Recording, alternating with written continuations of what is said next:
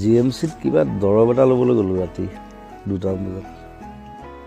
সি মোক কৈছে, তই জুবিন পাগলা নহয়? মই বোলো হয়।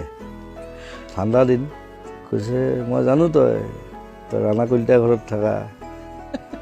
মই বোলো হয়। তই ৰাতি ঘূৰি ফুৰা? বোলো হয়। দিনত শুই থাকা? বোলো হয়।